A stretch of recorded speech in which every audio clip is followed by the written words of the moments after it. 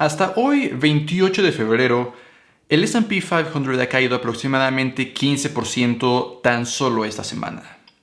Te preguntarás si es tiempo de vender. La respuesta es sencilla: no. Ahora, esto no quiere decir que COVID-19, el coronavirus, no sea algo serio. Lo es. Y debes de cuidarte. Estoy hablando de cuando se trata de invertir a largo plazo.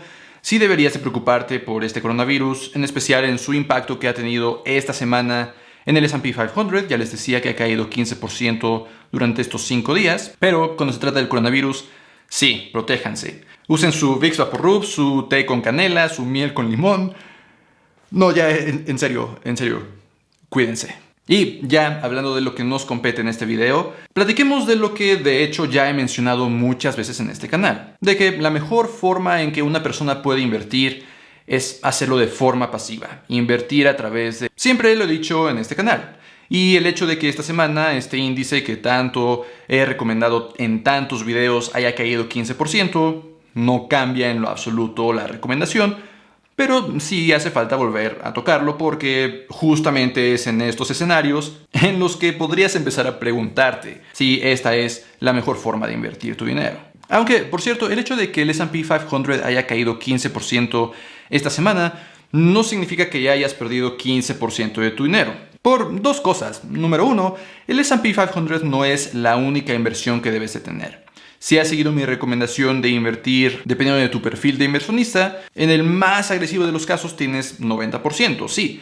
Pero por cierto, en esos escenarios, en el que identificaste tu perfil como un perfil muy agresivo, este 15% ni cosquillas te está haciendo. O si has seguido mis recomendaciones de utilizar el modelo de Swensen, que es este que te voy a poner aquí, solamente el 30% de tus inversiones están en este índice, 15% de 30%, no es como que hayas perdido 15% de tu dinero entonces. Y número 2, en realidad no pierdes tu dinero en este caso de inversiones hasta que vendes. Sí, en papel tus inversiones valen menos, pero si aún no has vendido, en realidad no has realizado la pérdida. Si mañana vuelven a subir, nunca perdiste nada. Lo que es cierto es que es bien fácil decirte invierte en el S&P 500 cuando las acciones están hacia arriba. Pero en días, en semanas, en meses o en años en los que las acciones no se comportan tan bien como lo han hecho durante esta semana, es que puedes empezar de nuevo a preguntarte qué tan buena decisión fue. Y es que ya lo dije en algunos videos. Incluso si el S&P 500 baja, número uno, es muy probable que muy pronto, y por muy pronto hablo de 1 o 2 años, vuelva a subir. Así como hablaba de que en el año 2008 bajó 37%, pero 2009 subió 26%, 2010 subió otro 15%. Y por cierto, todo esto de invertir de forma pasiva no es algo que yo digo, no es algo que yo me inventé. De hecho, yo mismo por varios años en el pasado hice lo contrario y hacía compras y ventas todos los días de acciones. Después de todo, estudié finanzas y tuvimos clases de análisis técnico, análisis fundamental, en el que todos los días estábamos haciendo análisis de diferentes acciones, comprando, vendiendo. Pero tras leer lo que dice Warren Buffett, que justo platica como la mejor forma en que las personas podemos invertir, es a través de un índice, de forma pasiva, sin andarlo comprando y vendiendo cuando creemos que nos conviene. Y por cierto, hablando de Warren Buffett y del escenario que estamos viviendo esta semana, él mismo ha dicho que debemos de ser temerosos cuando la mayoría de las personas son codiciosas y codiciosos cuando la mayoría de las personas son temerosas. ¿Qué está pasando esta semana? También ha dicho que el miedo extendido es un gran amigo de los inversionistas porque nos permite comprar activos a un precio menor. Pero no solo Warren Buffett tampoco, sino que en este libro, The Little Book of Common Sense Investing, de John Bogle, el pequeño libro de invertir con sentido común, también recomienda lo mismo, inversiones pasivas a través de índices. David Swensen lo recomienda en su libro Unconventional Success. Tony Robbins lo recomienda. Ramit Sethi lo recomienda. Jill Schlesinger lo recomienda. Todos estos expertos lo recomiendan, algo deben de saber. Tan solo ve lo que dice The Little Book of Common Sense Investing en la portada. En lugar de escuchar a las sirenas de emergencia de los administradores de inversiones o de los inversionistas grandes y pequeños, deberías en su lugar leer el libro de John Bogle, el pequeño libro de invertir con sentido común. Eso mismo lo dice Warren Buffett. Aquí está, mira, Warren Buffett. Por cierto, si quieres este libro que te recomiendo muchísimo, enlace en la descripción.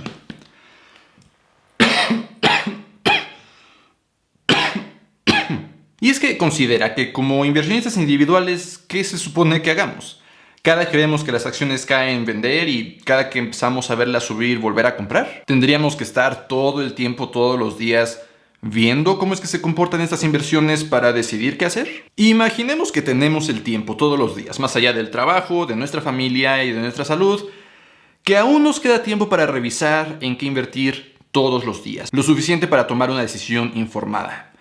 ¿Cómo es que vamos a hacerlo? ¿Vamos a vender cada que la bolsa haya caído cierto porcentaje y volver a comprar cada que haya recuperado esa pérdida? ¿O cada que haya subido otro porcentaje adicional? No lo creo. ¿Y qué tal si en un día sube 7%?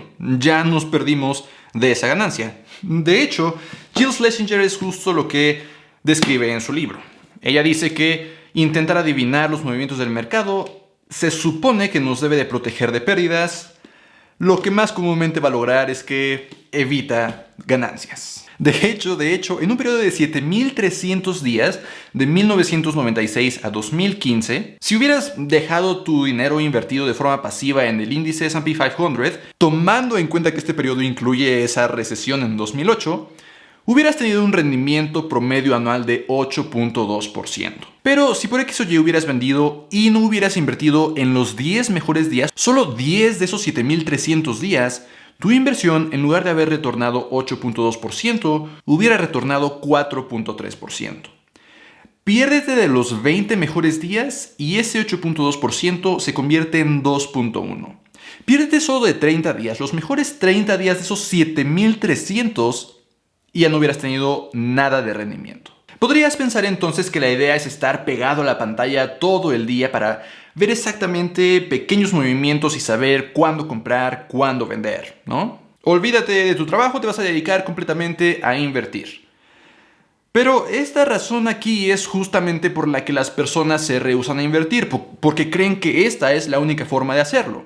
Estar ahí metidas todo el día viendo qué comprar y qué vender. Entonces, ¿qué persona que tiene un trabajo normal y una familia y su propia vida va a estar ahí pegado mediodía viendo qué comprar y qué vender? Pero aún de más peso, muchísimas personas muy inteligentes justamente se dedican a esto. Lo convierten en su profesión y trabajan en fondos de administración activa que intentan retornar la mayor cantidad de rendimientos a los inversionistas. Sin embargo, no han podido hacerlo.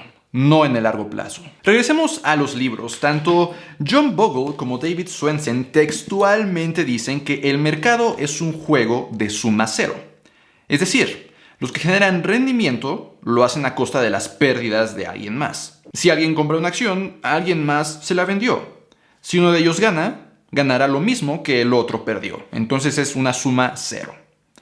Hasta que consideras las comisiones. Estos fondos de administración activa cobran comisiones elevadas, porque tienen que pagarle a todos sus empleados que están constantemente evaluando, analizando, comprando, vendiendo, y entonces esas comisiones hacen que se convierta en un juego de pérdidas. Porque si antes era un juego de suma cero, si le restamos comisiones, juego de pérdidas. Te preguntarás entonces qué tan altas son las comisiones. Y las comisiones rondan alrededor del 2 y 3% de tu portafolio. 2 o 3% suena pequeño. Pero considera que VOO, que es una forma de invertir en el índice S&P 500, un ETF de Vanguard, tiene comisiones de 0.03%, hasta 100 veces menores que un fondo administrado. Juego de pérdidas, no suma cero. Y esto aún sin considerar los impuestos, porque los impuestos sobre las inversiones se pagan cuando vendes. Si vendes y tuviste rendimientos sobre eso, tienes que declarar, tienes que pagar impuestos en ese año fiscal. Lo que, si estás familiarizado con el interés compuesto, sabes qué significa. Que ese dinero, ahora ya se lo diste a Hacienda, ya no va a trabajar para ti, ya no va a crecer más. En cambio, si dejas la inversión ahí de forma pasiva por 40, 30, 20, 10 años, durante todo ese tiempo no tienes que pagar impuestos, solo hasta el final ya que vas a vender. Pero te dirás, debe de existir algún fondo que constantemente es ganador, que constantemente elige de forma correcta y constantemente se encuentra del lado correcto de esas transacciones de perdedores y ganadores, ¿no? Veamos los datos. En 1970 existían 355 fondos administrados. Imagina que en esa época alguien de 20 estaba decidiendo en cuál de estos fondos invertir. Para invertir por 46 años para que cuando tuviera 66 sacara todos sus rendimientos. De esos 355 fondos, 46 años después, en 2016, 281 habían muerto. Casi el 80% de estos fondos simplemente ya no existían. ¿Tengo que seguir?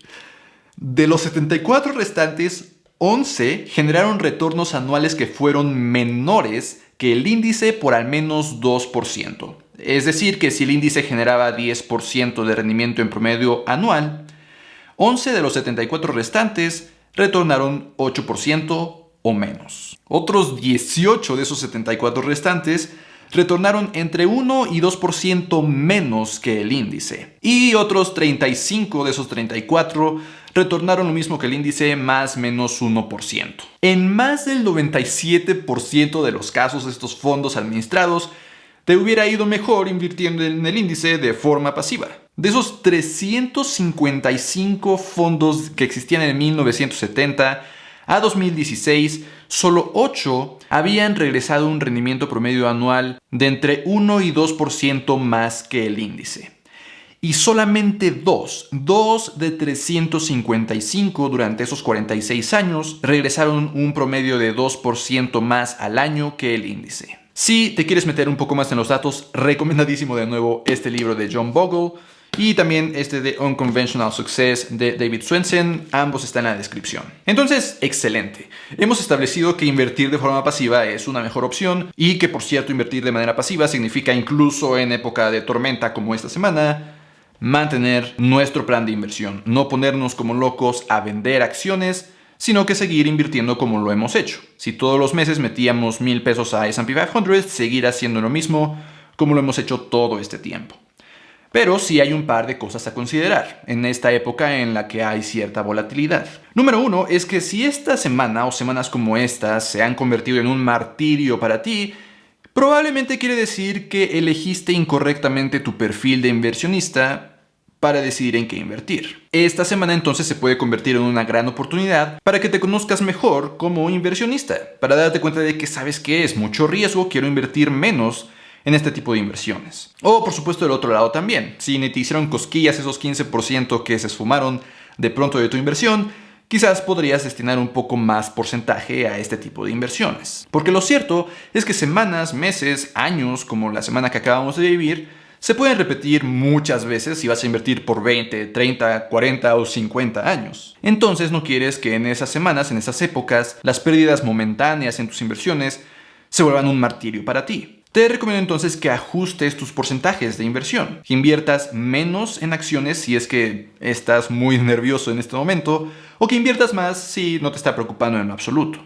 Te voy a dejar acá en las tarjetas un video en el que te platico la mejor forma de diversificar tus inversiones. En ese video justamente platico del modelo de Swensen, del autor de este libro. Puedes seguir ese modelo y, de acuerdo a cómo te has comportado esta semana, ajustar un poco las inversiones, que en ese caso es 30%, que está destinado al S&P 500. Y la segunda cosa a considerar en esta época de volatilidad es que es probable que entonces tu portafolio sea desacomodado. Si seguías las recomendaciones de David Swensen, 30% debería de estar destinado al S&P 500. Como ha bajado esta semana, probablemente ahora ocupe 25% o 26%, dependiendo de cómo se acomodó tu portafolio. Eso quiere decir que tienes que reacomodar. No es urgente, no lo tienes que hacer ya hoy. Y por supuesto, como platico en ese video también, no significa que debes de vender otro activo para comprar este, sino que en los siguientes meses, dependiendo de cómo se comporte el índice, volverá a reacomodar tu portafolio. Quizás el siguiente par de meses invertir un poco más al S&P 500 hasta que regrese al 30% que debe de tener de acuerdo a tu plan de inversión. Entonces, sí, no debes de cambiar tu estrategia de inversión a largo plazo solo porque hay de pronto días, semanas, meses o incluso años malos. Ya pasó en 2008 y como hemos platicado, incluso en ese periodo de 1996 a 2015, claro, tuvo un impacto, claro, personas perdieron su trabajo, claro que no es algo que queremos que pase, pero a largo plazo tendremos los rendimientos que nos corresponden del mercado. Si sigues tu plan de inversión, no importa lo que pase, ya debes de confiar en él porque es un plan que creaste de acuerdo a tu perfil. Recomendadísimo también el modelo de Swensen, te dejo el video enlazado en las tarjetas o también este libro está en la descripción por si quieres ahondar mucho más a detalle sobre ese modelo. En su libro lo describe. Entonces sí, cuídate del coronavirus tú, tu salud, pero tus inversiones deben de seguir como lo han hecho hasta el momento. Nos vemos en la próxima.